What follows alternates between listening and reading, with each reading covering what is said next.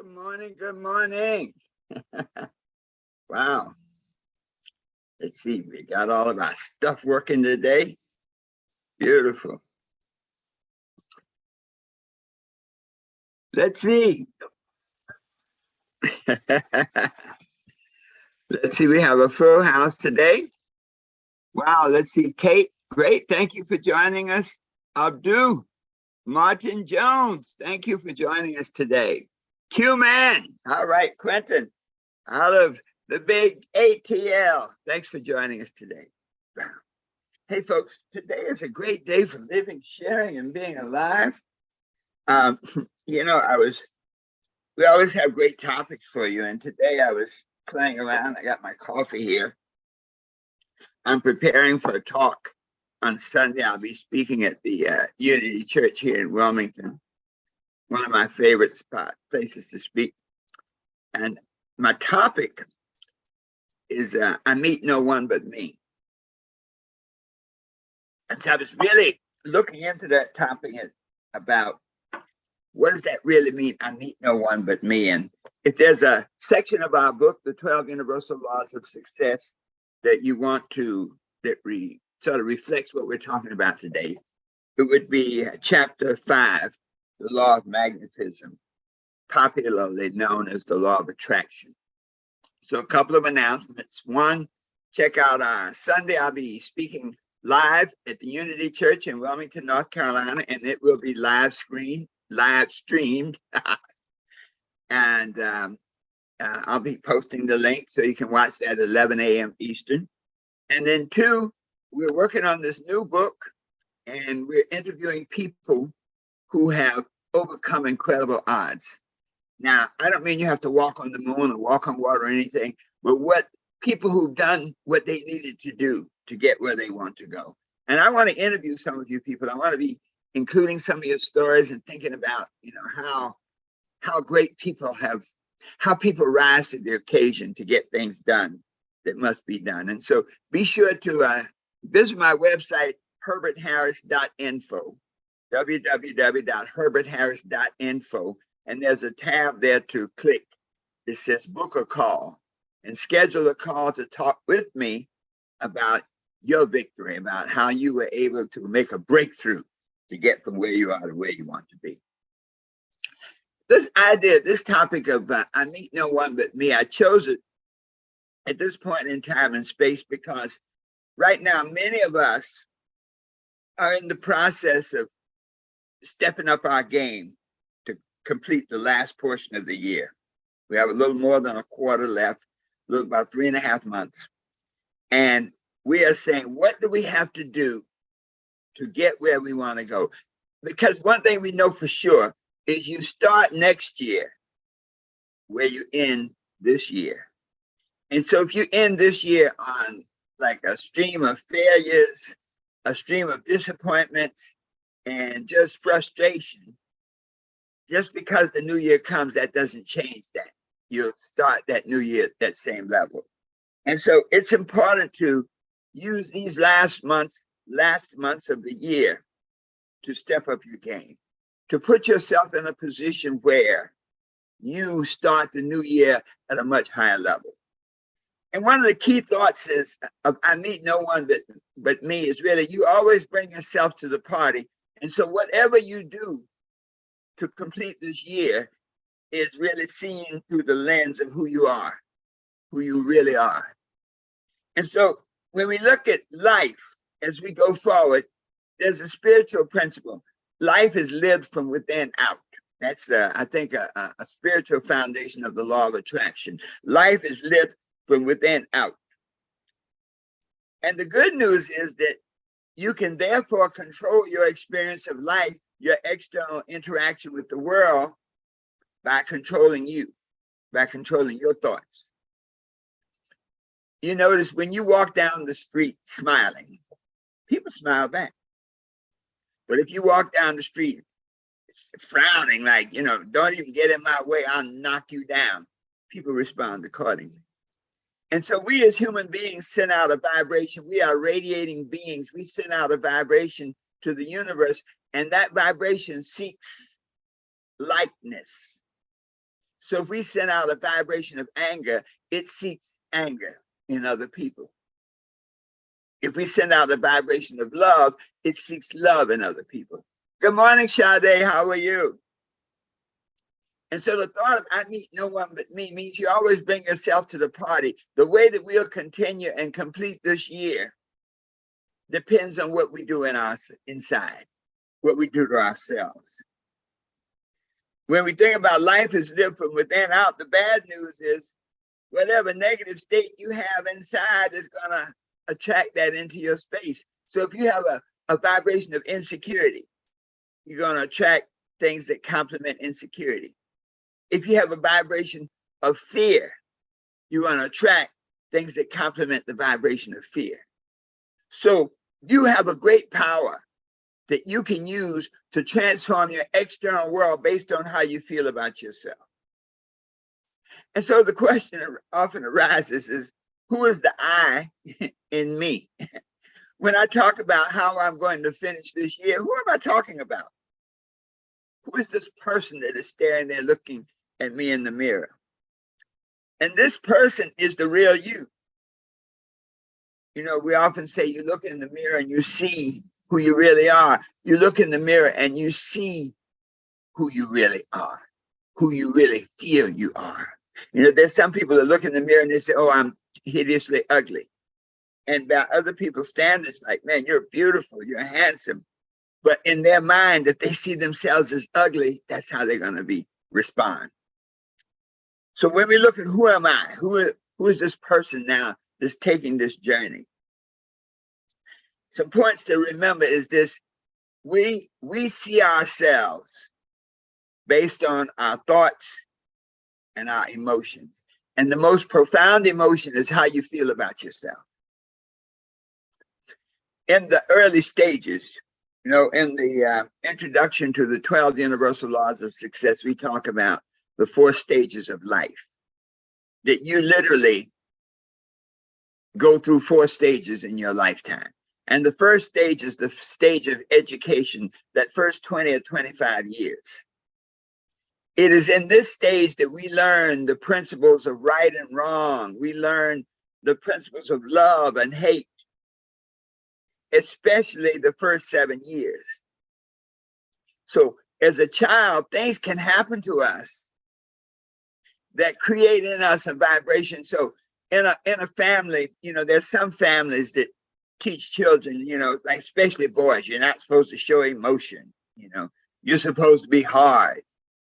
There are children that are raised in environments where all they hear is discord, anger, cursing, you know, arguing, fighting, people yelling at one another.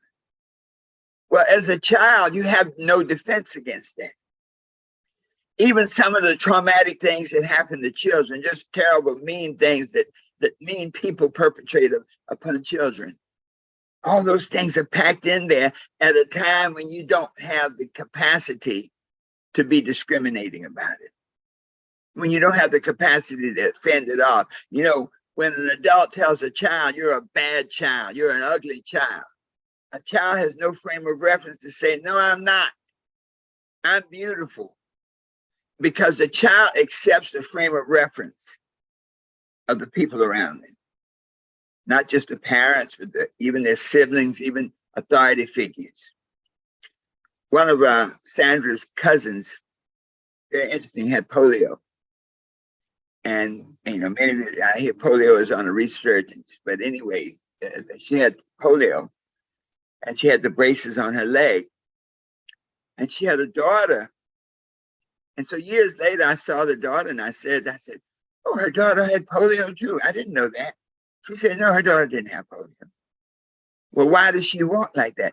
Her daughter walks exactly the way that the person who has braces on their leg walked with polio. And so what that's saying is the learning process between a child and the parent or the authority figures is so subtle that you don't even know it's happening. You know, we hear parents, we look at our kids and it's like, man, where'd they get that? They got that from you. So this first stage of life determines a lot of our feeling nature, especially how we feel about ourselves. And so as we grow up, we now face this year with all of that baggage.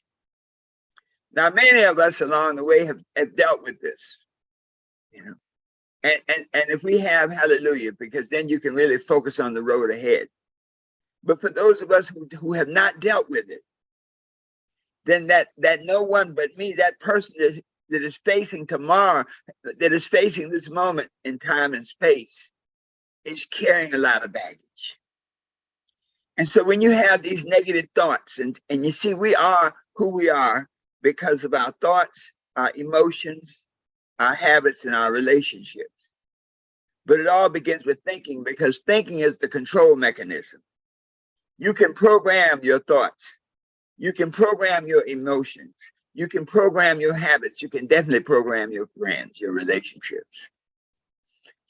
And so as we move forward now, we have to have the right mindset to success. And so that mindset says we must understand now who we really are and how we operate. As we go forward, we determine who we really are based on the world around us. If we look at what's going on around us, there are a lot of things that are beyond our control, but we do have control over how we respond to them. We know the old story, turn lemons into lemonade. Yes, what's that really saying? That's saying that whatever your environment, whatever's going on in your life right now, you can interpret it in a way that works for you. So when you hit a rock, when stuff happens really bad, you can say, woe is me. I deserved it. Or you can say, what good lesson can I learn from this that will help me be a better person?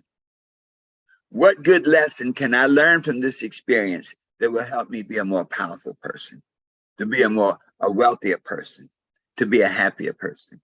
So when we say, I meet no one but me, this is a process of reprogramming yourself by taking control of your thoughts. When you ask that simple question, what good thing, what good lesson must I learn from this to help me be a better person? You have now focused your eyes on the good.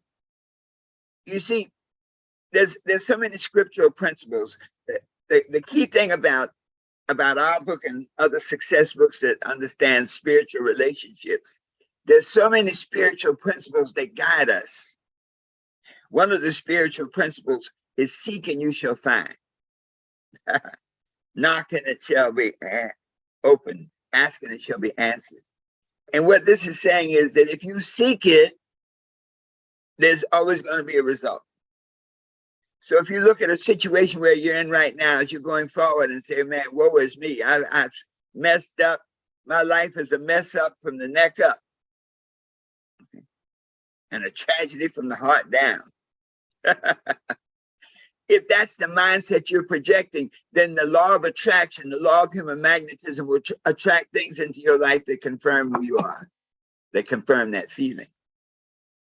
And so, since we have the ability, life is lived from within out, we have the ability to reprogram our thoughts now so that whatever happens to us, we ask, what's the good that we can learn from this?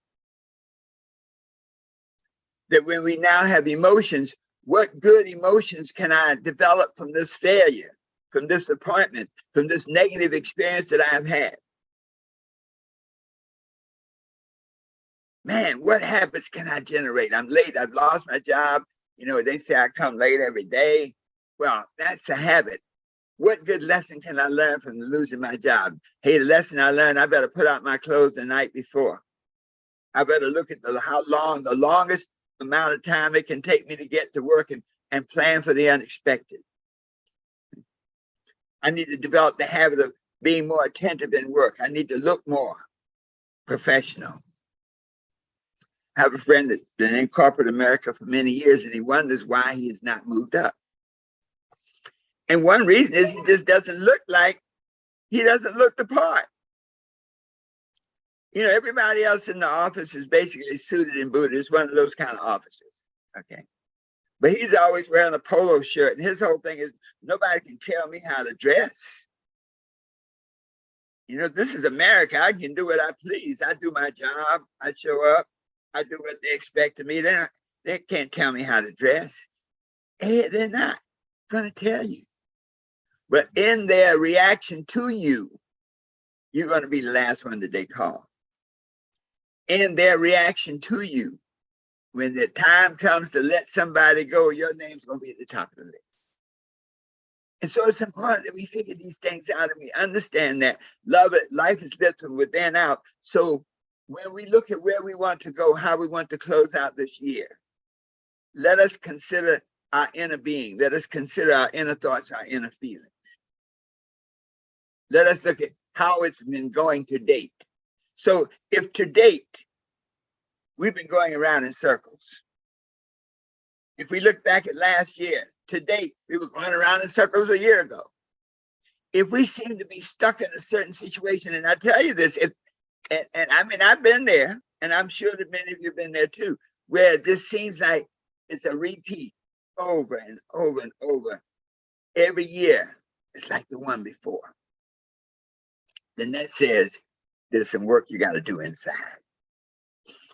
Many times we can have past experiences, past failures, past disappointments, past hurts.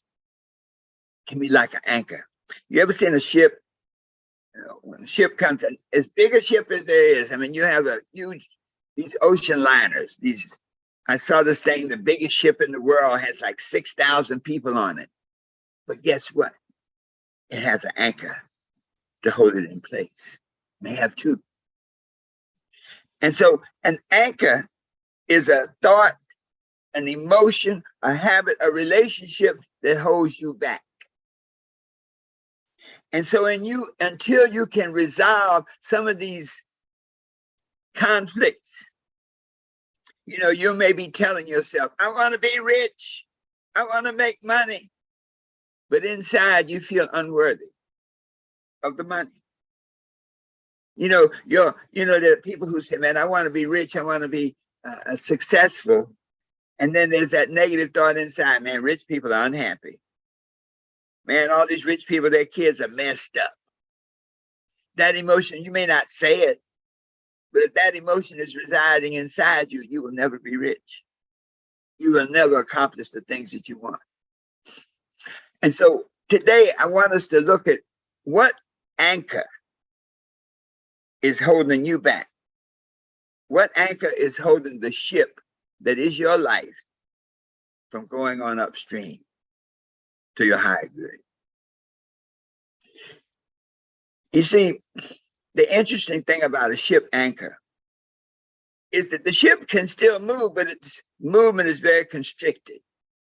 So if you have an anchor, for example, of negative thinking, okay, an anchor of negative thinking, everything in life will rotate around that limitation, lack, limitation, loss. So you look at that, we know the adage, we look at the glass is half full to the positive thinker, the glass is half empty to the negative thinker. So if that's your anchor, everything in life is going to be seen by a sense of loss. So when you look at a glass as half empty, what's the implication? That sooner or later it's going to be empty and there's going to be no more. When you look at it, if you look at a glass as half full, the implication is that sooner or later there's going to be more. It'll be full. I love that scripture, said my cup runneth over. Dr. J was saying the other day, she said, I like to build my relationships on my cup runneth over. So that whenever I interact with somebody, I interact with the overflow of the good things I feel about myself. So what is your anchor? Are there some negative thoughts that are keeping the ship that is your life going in circles? Are there some negative emotions? Fear, unworthiness, jealousy, all the that are holding your ship so that you're going in circles? Are there some bad habits? Disorganization, procrastination, lack of focus that are holding you to keep you from your high good? Are there some people? Are there some people in your life that are holding you back? You may love them, but everybody can't make the journey with you. You see, it is your journey.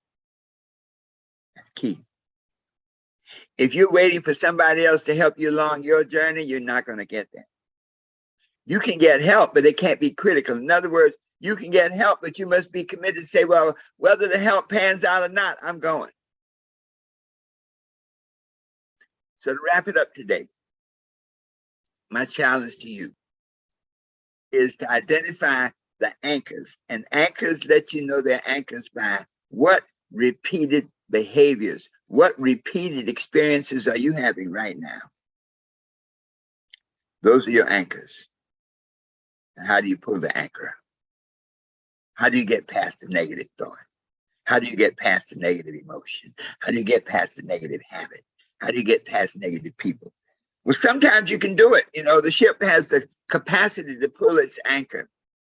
So using this analogy, if you're in the ship, if you're in the harbor of success and you want to move on to a higher level, your desire for the new success gives you the will and the power to pull the anchor. You go on your way. But if you're in a situation where you just can't seem to pull that anchor, well, number one, half the time you don't even realize the anchor is there. You think that that is really your life, that people really don't like you, that people are really, everybody you meet is going to hurt you. Everybody you meet is going to steal from you. You don't even know that there's an anchor. But once you realize there's an anchor, something holding you down, something keeping you from going where you want to go, you're free. And this is the tough part. Many times you cannot solve your own challenge. Sometimes people have been like hurt in their youth, emotionally hurt, physically hurt. I mean, so damaged that their ego gives us like this shell that says they won't seek help. So they'll never go for counseling. I'm not advocating everybody needs to have a strength. But I'm saying if you find that you've been going through the same thing repeatedly and you have not been able to pull up that anchor, get help. Now be discriminating about who you go for help. Try me, I recommend get professional help. You may need a therapist. Be careful about getting help from some of your friends because some of them are glad you're having the problem. And the other batch doesn't care. But let us commit this day that we will remove the anchors that are holding us back, that we will remove the negative thoughts so that our minds can see the highway instead of the byway. Let us remove those negative emotions by reprogramming ourselves, by standing in front of that mirror, by not just saying, I am beautiful through and through, but to feel it, to walk it, to talk it. So that anybody who encountered you goes, wow, that person, is this something special about them? They just seem to be radiant. You have that power. Work on your habits. In the beginning, you create the habits, but in the end, the habits create you. But you're the master of habits. And let's get those empowering relationships. If you would not change places with the person that you're with, you may not need to be with them. You know, one of my own sort of rules for seeking advice, for seeking help, is does the person I'm seeking help and advice from, are they somebody I would change places with? No, I don't mean it necessarily physically, but is their lifestyle. If I'm seeking advice from a person who's made a lot of money and is willing to share, I'm going to listen. Would you exchange places? Yeah, I'd like to exchange. I'd like to have that kind of money. The one thing that will, I must caution you, the one thing that will keep you stuck so that you will never meet the real you is your ego. That's a topic for another day, but know this, that your ego is that part of you that says, don't worry about it. You got this. when you haven't really made the changes necessary. That ego is that part of you that says that nobody can help you. I don't need therapy. I know myself better than anybody else. I have the capacity to fix myself. How's that working for you? We have to submit to truth to see who we really are. See, ego has a habit of putting up these facades. Sometimes the ego is represented by I'm a part of a particular group, a particular organization. The ego may be represented by I got names on everything I wear. I got a name on my shirt, a name on my purse, a name on my shoes. The ego can keep you defining yourself in a way that keeps you from getting to the real you. So let us wrap up today. I invite you all tomorrow morning on Instagram and on Facebook. We're going to be talking about, I always bring myself to the party. We're going to be talking about how you can transform your life by transforming your thinking. I invite you to join me on Sunday. I'll post a link when I speak at the Unity Church in Wilmington for our topic there, because we're going to be talking more about I mean no one but me. So folks, let us remember this. Get your copy of the 12 Universal Laws of Success. It's available on Amazon, all the book platforms. I want to thank my good buddy that did, Bryce, did a beautiful video on the book. Once you go to our website, herbertharris.info, and if you have a story, and if you're up this time of morning listening to me, okay, you truly have a story because you're a different kind of person. Go to herbertharris.info and book a call so that we can talk. I'd love to interview you and learn more about how you were able to make your breakthrough. Once again, this is Dr. Herbert Harris saying, have a great, magnificent day. You can be what you want to be. You can do whatever you want to do. You can have whatever you want to have, always knowing that the best is yet to come. And so it is. Let's let our music take us on out.